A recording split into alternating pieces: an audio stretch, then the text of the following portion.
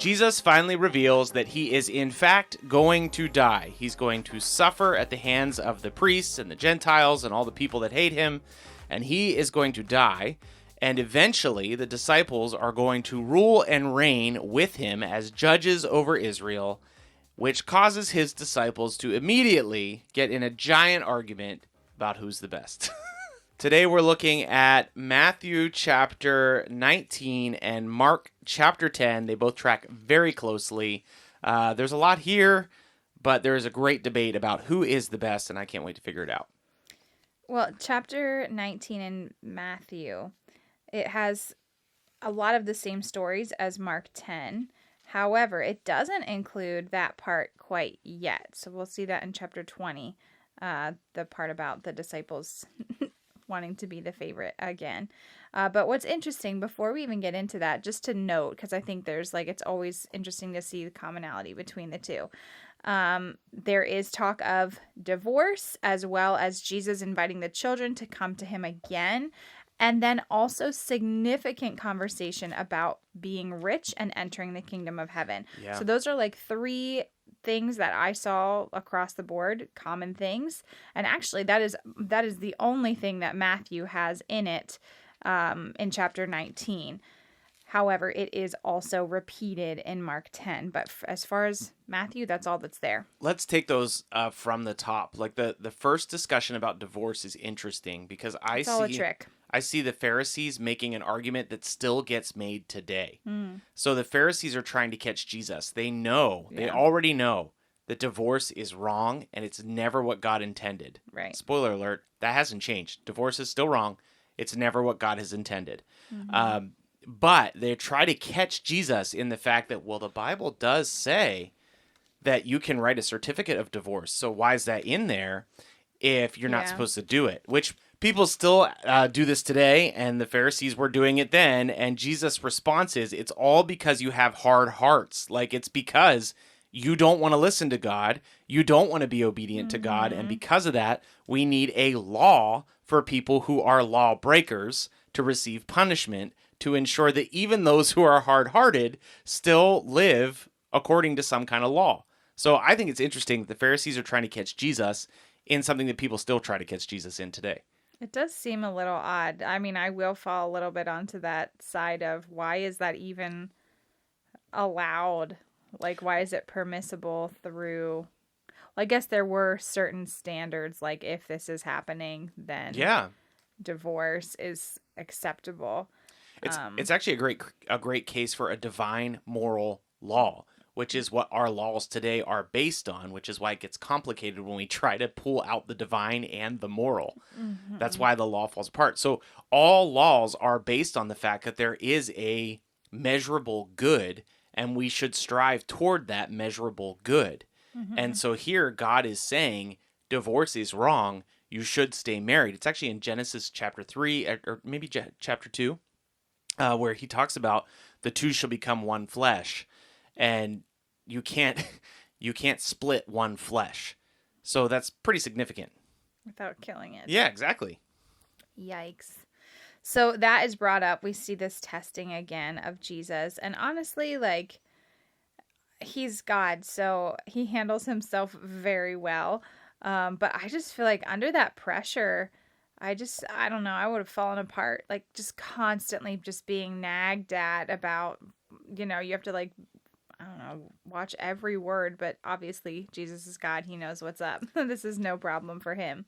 But then again, he does invite the children to come to him. And it's interesting. He is talking about the children again, right before he talks about how difficult it is for, certain people to enter the kingdom of heaven. The comparison's pretty crazy, actually, with the rich people. Yeah, there's an important passage here where Jesus says it is easier for a camel to pass through the eye of a needle than for a rich person to enter the kingdom of heaven. And there is some interpretive gymnastics that has occurred across history. I've heard people try to make a compelling argument that the eye of a needle is what people called the gates to the city. So when Jesus says it's easier for a camel to go through the eye of a needle, he was actually talking about the gates of the city.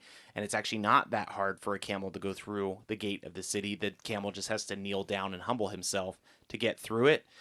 The reason that interpretation doesn't make a lot of sense is because the disciples' reaction to what Jesus said is like utter shock. Like they're like, well, then who possibly could make it? So if Jesus was just talking about the fact that camels have to bend over, like the disciples wouldn't be shocked. It would have made more sense to them. So, but you can't have the first part of the passage without the second part, because the second part is, with man this is impossible, but with God all things are possible. So I think Jesus is making the point that when you are rich, you tend to be selfish if left to your own devices. Well, and also not just selfish, but self-reliant. Like you don't think about your need for God because you think you can attribute all of your success to yourself and not the glory of God.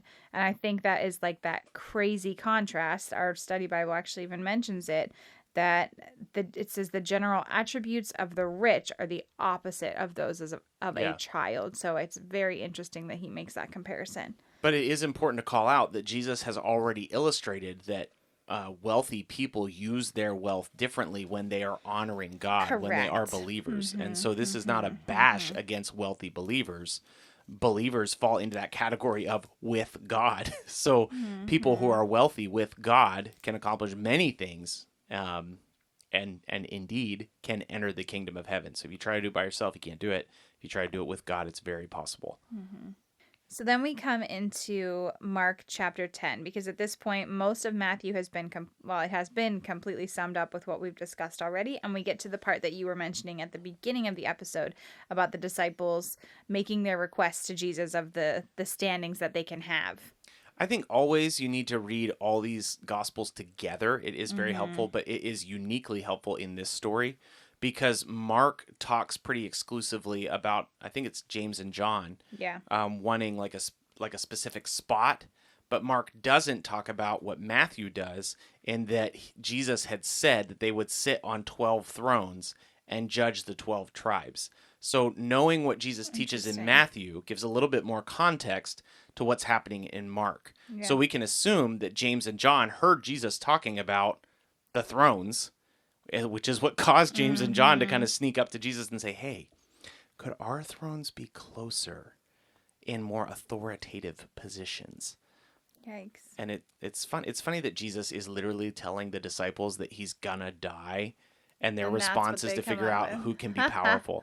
And oftentimes I see this as like, it's funny. If you think about it in corporate terms, like I see it as though Jesus is like this is terrible. Jesus is not a CEO, but if you think of Jesus as like the leader of these people, and all these people are like under managers, they're like, oh, there's going to be a vacancy. I wonder who's going to get the top spot. Like that happens in office culture all the time. So I think the disciples are susceptible to the same thing. Yeah. Like Jesus is saying, hey, I'm going to go. And James and John are like, hey, have you thought about who's going to take your place? Because we would like to recommend ourselves. That's just like human nature. Like we do that in family units. We do that in work atmospheres. Like it just happens, unfortunately. But it's funny how he ends that whole section about he who will be first will be last and the last will be first. Just so interesting how that's the takeaway. They're probably like, what? Yeah, I mean, I think they're constantly being surprised by Jesus. And so Jesus is like, yeah, sure. Just know that if you're going to, well, I mean, he also says, will you drink the cup that I drink, and will you be baptized the way that I'm baptized? They're like, yeah, we'll definitely do that. And Jesus is like, well, you don't know what I'm talking about. Yeah, right. That means they're going to die. That means they're going to die like a pretty painful death.